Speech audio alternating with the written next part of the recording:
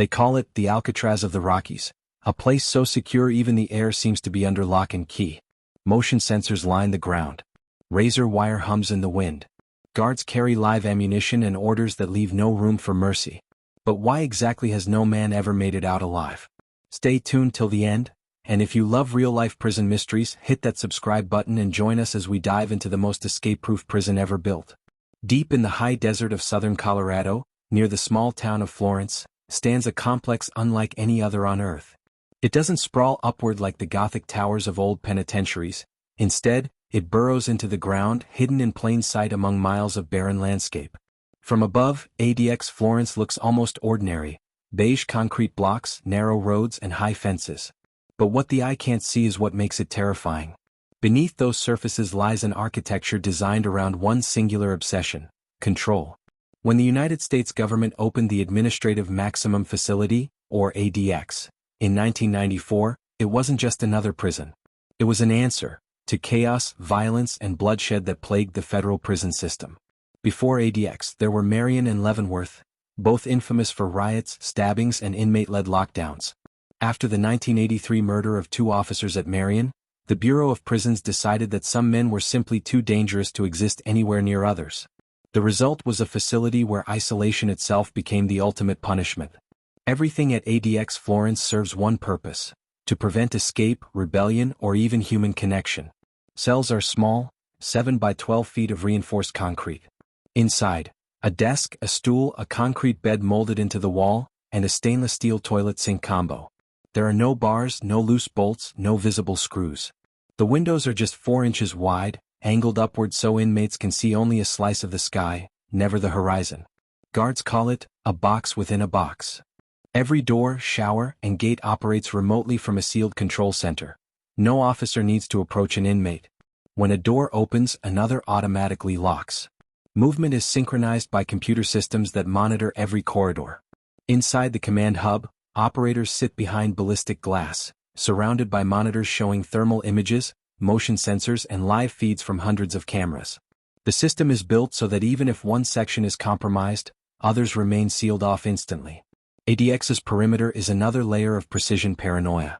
The outer fence is lined with razor wire capable of slicing through body armor. Beneath it lies a field of vibration and motion sensors, sensitive enough to detect a rabbit's movement. The inner perimeter is patrolled 24 hours a day by armed guards stationed in watchtowers equipped with high-powered rifles and night vision scopes. They have a single standing order: shoot to kill anyone crossing the line without authorization. Even the airspace above ADX is restricted. Helicopters cannot land without explicit clearance from the Federal Bureau of Prisons. The closest any chopper can get is a nearby Army base, yet even that would trigger alarms before its shadow crossed the fences. Engineers designed the complex with radar-guided detection systems that track every airborne movement within miles. The goal? Not one unmonitored inch of sky. Inside, inmates spend an average of 23 hours a day alone. The 1 hour of recreation happens in what looks like a concrete box the size of a dog kennel, open to the sky through a mesh roof. Some prisoners call it the empty tomb. They exercise alone, monitored by cameras and officers standing far above on catwalks. Over the years, ADX has housed America's most notorious criminals: Terry Nichols, the Oklahoma City bomber's accomplice; Ramzi Youssef, the 1993 World Trade Center bomber; Zacarias Moussaoui, the so-called 20th hijacker of 9/11; Ted Kaczynski, the Unabomber; and Richard Reed, the shoe bomber. Each one of them was locked in the same system that promised the same fate: no escape, no freedom, no way out. But that didn't stop some from trying. In 2009, Richard Lee McNair, one of the most cunning escape artists in U.S. history, wrote a letter from his cell admitting defeat. McNair had previously escaped from multiple prisons, once slipping out of handcuffs with lip balm and another time mailing himself out of prison in a crate. He was the Houdini of the prison world. But after studying ADX's systems, he confessed in writing, "ADX is the end of the line. You can't beat it. You'd need an army, not a plan." Those words carried weight. McNair was not a man who easily surrendered to confinement. His acknowledgement became a kind of endorsement, proof that ADX wasn't just secure, it was unbreakable. Still, there were those who dared. In 2012, 2 inmates, names still partially redacted in official reports, attempted something nearly unthinkable. They managed to pry open part of a ventilation shaft inside a utility corridor. Their plan, investigators later said, was to tunnel through the shaft, bypassing multiple barriers and emerging near the service yard outside the main perimeter. But they never got that far. Within minutes, motion sensors detected an anomaly. A series of silent alerts cascaded through the control center. Within 60 seconds, armed response teams sealed the block. Drones circled overhead. The inmates were caught still inside the shaft, crawling toward their fantasy of freedom. Their punishment: permanent isolation in a special management unit, even more restrictive than the rest of ADX. The incident reinforced what McNair had already admitted: no one escapes ADX Florence. Every attempt only tightens its systems further. Every failure strengthens its myth. Yet behind the myth lies something darker. Inmates and former guards have described the place as a living death. They say that the same design that makes it impossible to escape also makes it impossible to remain sane.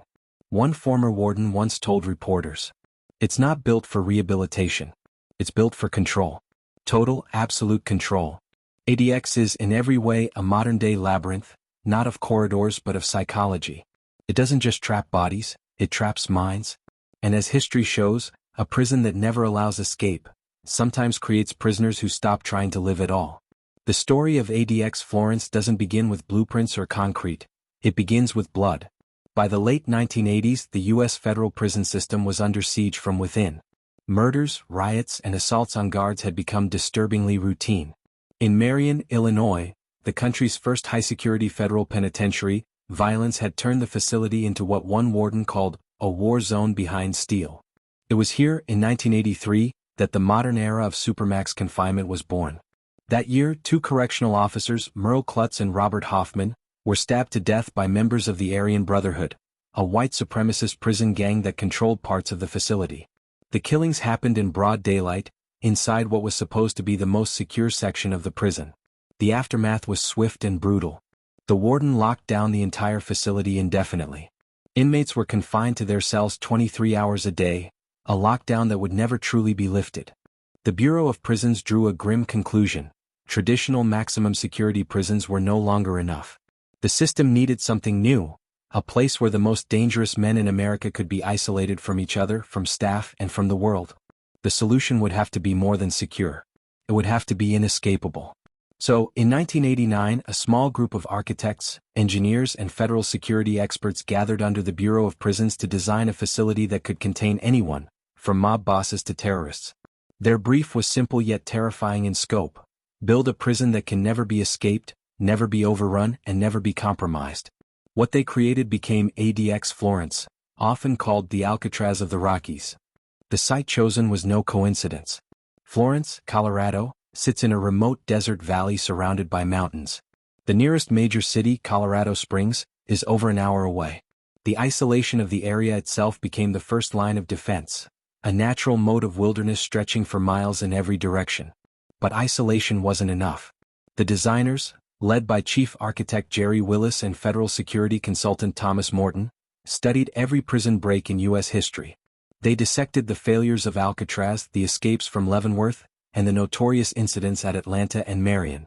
They took notes on every weak link ever exploited by an inmate: blind spots, loose screws, lax routines, even human sympathy. Their conclusion was chillingly methodical. Every escape depends on two things: opportunity and human error. Remove both and you remove hope. ADX Florence was built to remove both. The facility was designed as a series of concentric control layers, each one sealing the next.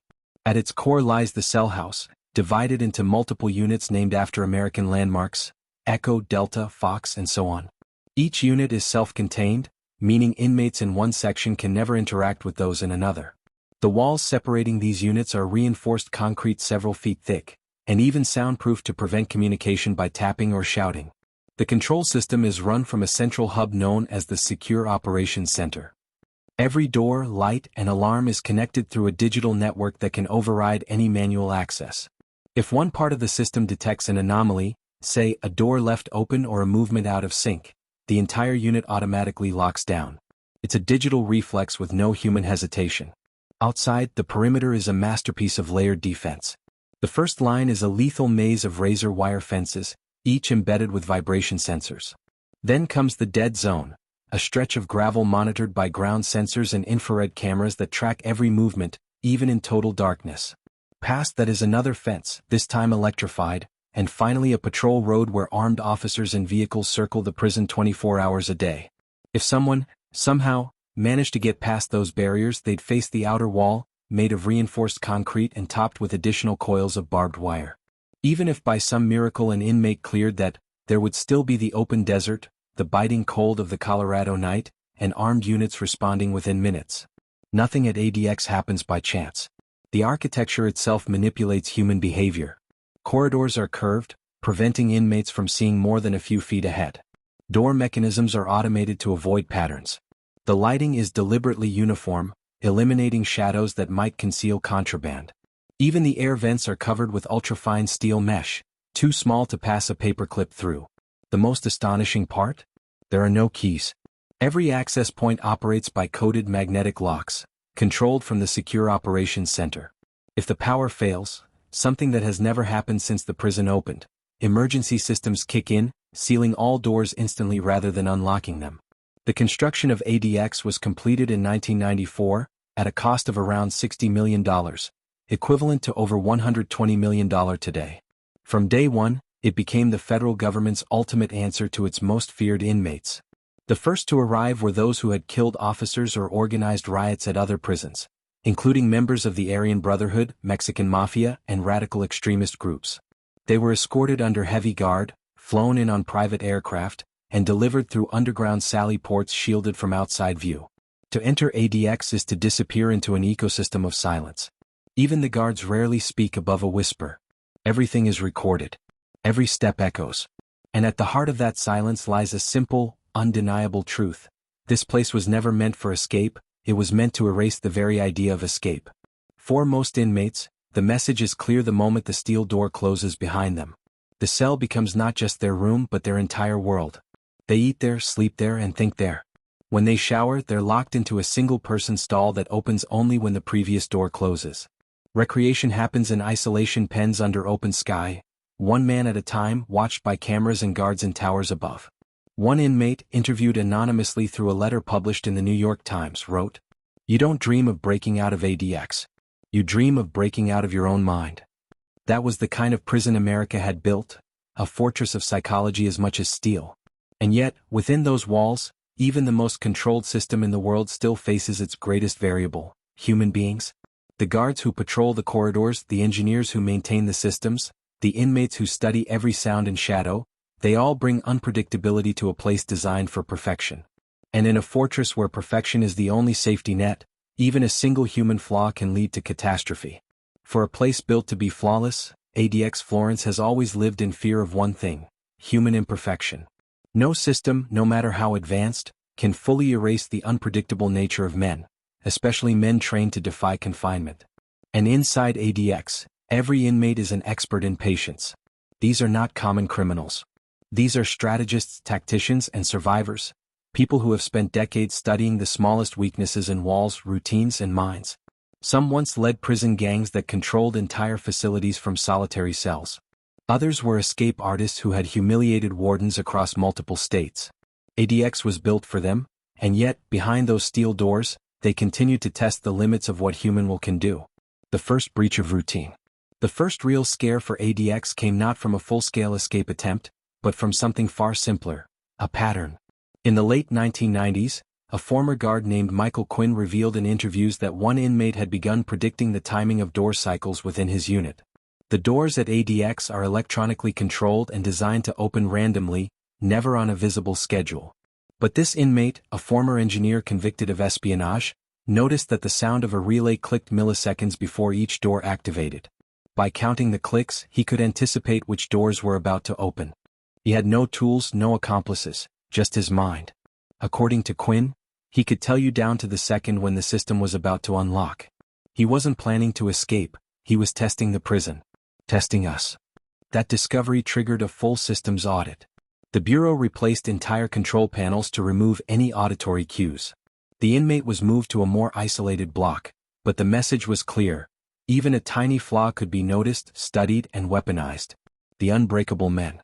Among ADX's population were individuals who had already beaten the odds elsewhere. One of them was Richard Lee McNair, a name whispered with respect among both inmates and guards. Before ADX, McNair had escaped from 3 different prisons, once by greasing his arms with lip balm to slip out of handcuffs, and another time by sealing himself inside a mailbag bound for outside delivery. When he was finally captured in 2007 after more than a year on the run, federal officials knew there was only one place left to send him. McNair arrived at ADX under maximum escort, handcuffed, shackled, and escorted by a convoy of federal marshals. He later described his first impressions of the facility in a series of letters obtained by journalist Byron Christopher. "It's the end of the road. The walls hum with electronics. Even the shadows seem to move when you do." McNair's analytical mind quickly went to work. He studied airflow, timing, and sound. He even requested maintenance logs and cleaning schedules through official forms, disguised as curiosity about air quality. But after months of observation, he wrote something that shocked even his readers. "ADX Florence can't be beaten. Not by human hands. Not by time. This place has killed the very idea of escape." Those words carried weight because McNair had built his reputation on doing the impossible. When he said ADX was unbeatable, people listened. The 2012 ventilation shaft incident. But not everyone shared McNair's conclusion. In 2012, the unthinkable almost happened. 2 inmates, both mid-level gang members serving life sentences, managed to exploit a rarely accessed maintenance area. Using pieces of metal scavenged from the unit's ventilation covers, they slowly began prying open the corner of a steel mesh that led into a narrow shaft between walls. The plan, investigators later revealed, was astonishingly detailed. Over weeks, they had studied airflow patterns and temperature changes in their cells. They realized that one section of the wall grew slightly colder at night, evidence of a connected ventilation duct. Through coded letters and paper kites, slipped under doors, they coordinated a plan to reach that duct. Their goal wasn't even total escape. They wanted to access the service tunnel, a corridor used by maintenance workers that ran parallel to several cell blocks. From there, they hoped to move undetected to a waste chute leading to the outer wall. For weeks, they chipped away at the mesh, covering the marks with toothpaste mixed with dust to match the concrete's texture. They hid tools and hollowed out soap bars and toothbrush handles. It was a perfect plan except for one thing: the sensors. Every movement, every vibration in ADX's structure is monitored by a network of fiber optic cables embedded in the concrete. At 2:43 a.m. on a Sunday night, the control room registered a microtremor anomaly in the ventilation line of Delta Unit. The alert wasn't loud, just a flashing icon on a monitor. But within minutes, the prison's special security response team mobilized. By the time they reached the cell, both inmates were already inside the shaft, less than 6 feet deep. They were caught lying face down, their fingers bleeding from the jagged metal edges. The tools they had made were confiscated and displayed in the warden's office for years afterward, crude, tiny, but a testament to human persistence.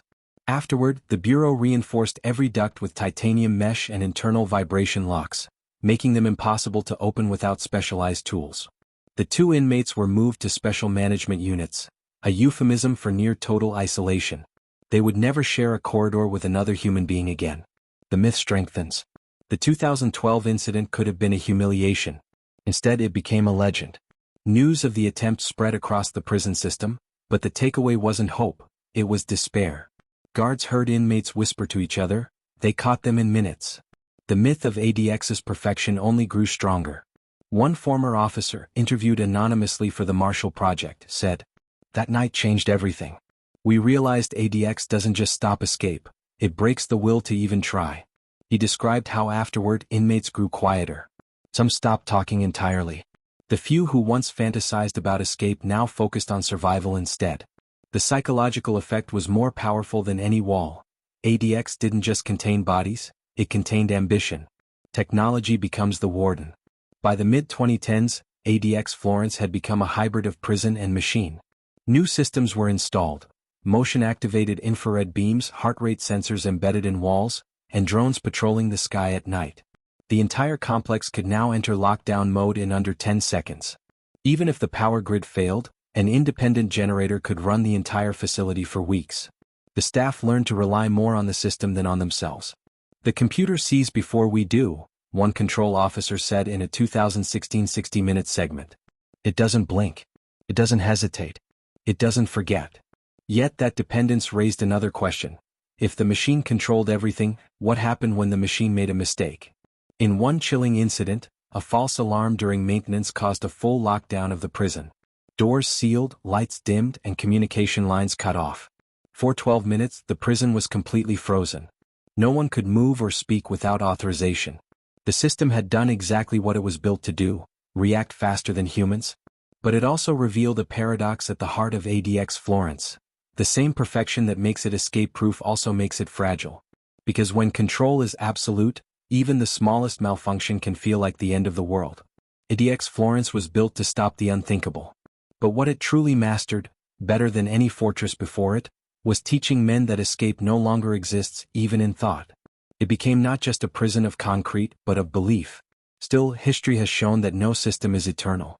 And in the shadows of ADX's cold corridors, there are those who still listen to the hum of the vents, the rhythm of the doors, and the silence between, waiting, always waiting for the one moment when perfection finally cracks.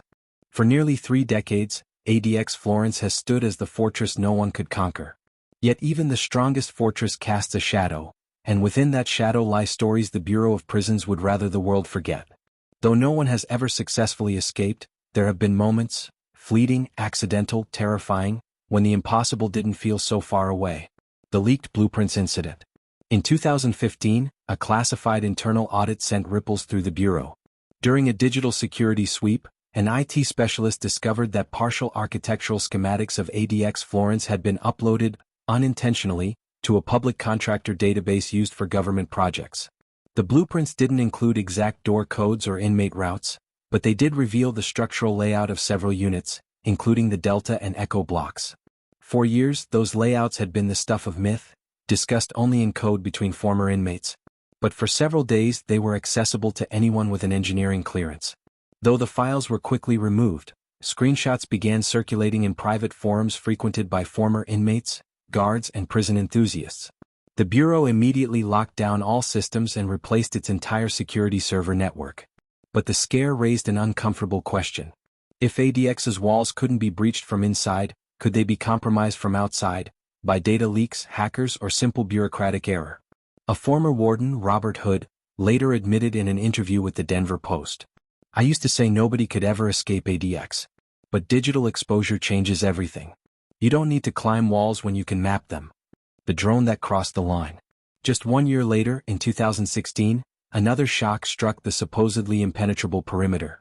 A small commercial drone, likely a recreational quadcopter, flew over the outer fencing during early morning hours. It didn't drop contraband or carry cameras. It simply passed through the restricted airspace and was gone in less than 40 seconds. Still, that brief intrusion set off a chain reaction. Alarms blared. The entire complex went into emergency lockdown. Tactical teams swept the area, convinced it was a dry run for something larger. But no one was ever caught and the drone was never found.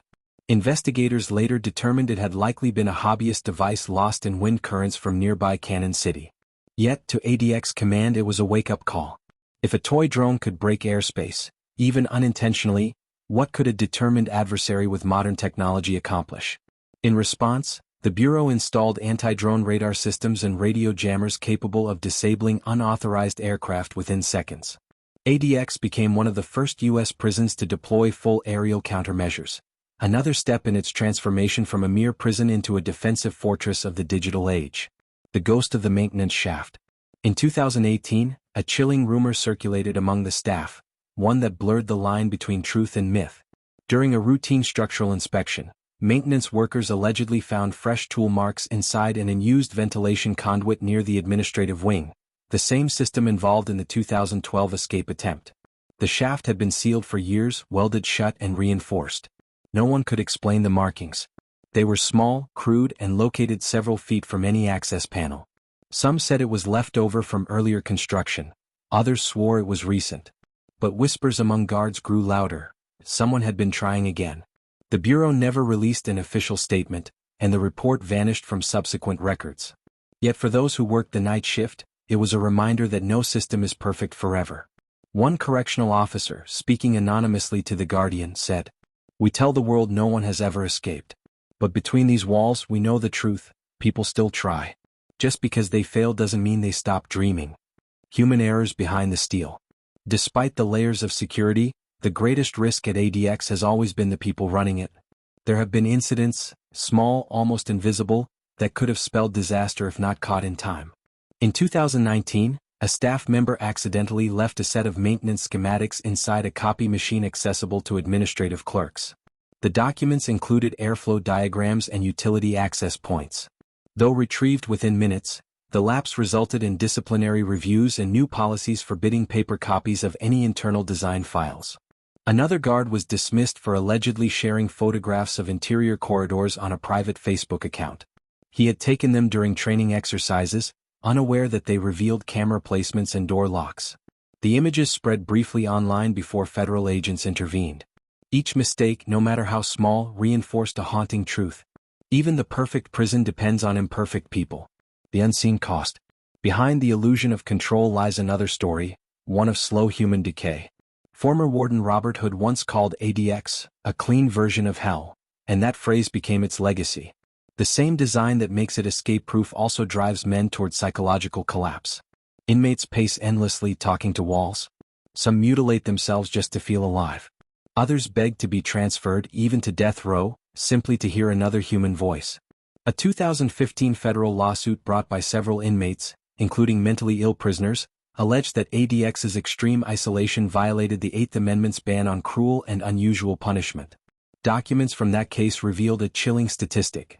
More than 50% of inmates were on psychotropic medication. Former inmate Jack Powers, who spent over a decade inside, described it bluntly. You don't escape ADX by climbing walls. You escape by losing your mind. Even guards began to feel the toll. One officer, after 12 years of service, confessed during exit interviews. I started dreaming about doors. About the sound they make. Every time they shut, it felt like something inside me was closing too. The system had worked, but it had also devoured the people inside it. The iron paradox. As of today, no one has ever escaped ADX Florence. The Bureau of Prisons still proudly calls it escape-proof, and for all practical purposes it remains true. No man has breached its walls. No inmate has crossed its desert perimeter. But the price of perfection has been steep. ADX doesn't need to chase escapees. It erases the very concept of escape. It turns time into an endless cycle, movement into silence, and rebellion into submission. It's a prison that doesn't just hold people, it unmakes them. And perhaps that's why, despite its success, many now question whether ADX Florence represents a triumph of justice or a monument to something darker, the victory of control over humanity itself. Because if a man can't dream of freedom, has he truly been imprisoned, or erased? If you made it this far, you've just looked inside one of the most secretive places on earth. A fortress so secure that no one has ever escaped, and few have even spoken from within. But remember, everything you heard today is based on real evidence. Federal court filings, Bureau of Prisons records, verified letters from inmates like Richard Lee McNair, and investigative reports from the New York Times, the Denver Post, the Marshall Project, and the Guardian. Warning: this is a factual, research-based documentary. All details were verified through historical records, official documents, and reputable news sources. No fiction, no exaggeration, just the truth behind America's most escape-proof prison. If you found this story fascinating, hit that like button, subscribe, and turn on notifications. Because next, we're diving deeper into the minds of those who survived ADX Florence and the dark psychology of men who've been locked away from the world for life.